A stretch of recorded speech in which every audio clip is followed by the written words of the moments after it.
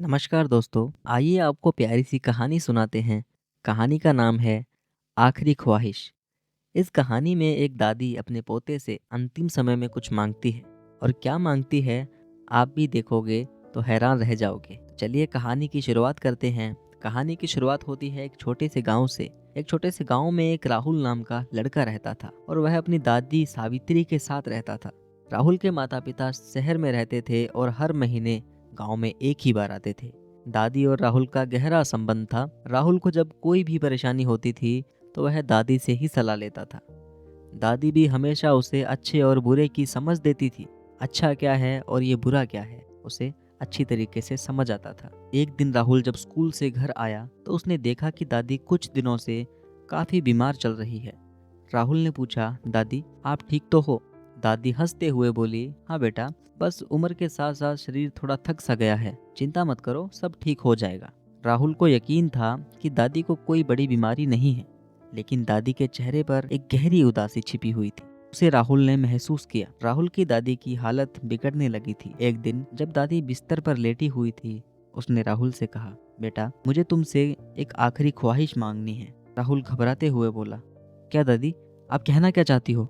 दादी ने उसकी आंखों में देखते हुए कहा, बेटा मेरा एक सपना था जो मैं अब तक पूरा नहीं कर पाई। मैं चाहती हूँ कि तुम मेरे साथ उस पुराने मंदिर में जाओ जहाँ हम बचपन में अक्सर जाते थे। वहाँ एक छोटा सा पीपल का पेड़ है जिसको मैंने कभी नहीं देखा। मेरी ख्वाहिश है कि मैं अपनी आखिरी सांस उस पेड़ के नीचे बैठ कर लूं। राहुल को यह सुनकर धक्का लगा। दादी अब तक स्वस्थ रहती आई थी, लेकिन अब उसे ये सब याद दिलाना उसे बहुत दर्द दे रहा था। राहुल ने फैसला किया कि वह दादी की आखिरी ख्वाहिश को जरूर पूरा करेगा। राहुल ने तुरंत अपने माता पिता को फोन किया और उन्हें दादी की स्थिति के बारे में बताया। वे घर लौटने के लिए तैयार हो गए, लेकिन राहुल ने तय किया कि वह दादी को अकेले ही मंदिर लेकर जाएगा। वह दिन और रात दादी को आराम देने के बाद मंदिर के लिए निकल पड़ा। राह चलते हुए दादी ने राहुल से कई सारी पुरानी यादें साझा की, जैसे बचपन में वह कैसे उसके साथ खेलती थी, कैसे उसने उसे हर मुश्किल समय में सहारा दिया था। राहुल ने कभी महसूस नहीं किया था कि उसकी दादी की इतनी सारी यादें उसकी जिंदगी से जुड़ी हैं।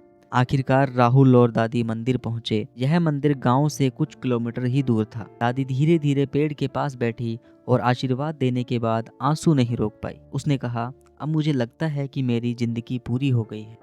राहुल ने दादी का हाथ पकड़ते हुए कहा, दादी आप नहीं जाएंगी, मैं आपको छोड़कर नहीं जाने दूंगा। लेकिन दादी ने धीरे से मुस्कुराते हुए कहा, बेटा हम सबका समय आता है, मेरा समय अब पूरा हो चुका है, तुम हमेशा खुश रहना और मेरी तरह कभी किसी को छोड़कर मत जाना। राहुल दादी का हाथ पकड़े हुए था, लेकिन एक पल में दादी की आंखें बंद हो गई। राहुल का दिल टूट गया, लेकिन वह जानता था कि दादी का सपना पूरा हो गया था। वह अपनी दादी के चेहरे पर एक शांति की मुस्कान देखता है, जैसे उसने अपनी जिंदगी पूरी कर ली हो। राहुल ने दादी को उसी पेड़ के नीचे दफनाया जहां वह आखिरी बार जाना चाहती थी। राहुल अब अकेला था, लेकिन उसे अपने दादी से सीखा हुआ एक सबसे बड़ा पाठ याद आया, परिजनों के साथ समय बिताओ, क्योंकि हम कभी नहीं जान सकते कि कब हमारी जिंदगी की घड़ी खत्म हो जाएगी। राहुल ने दादी की यादों के साथ अपनी जिंदगी की शुरुआत की और वह जानता था कि दादी का प्यार हमेशा उसके साथ रहेगा। दोस्तों, इस कहानी से जुड़ी कुछ बातें हैं जो मैं आपसे शेयर करना चाहता हूँ।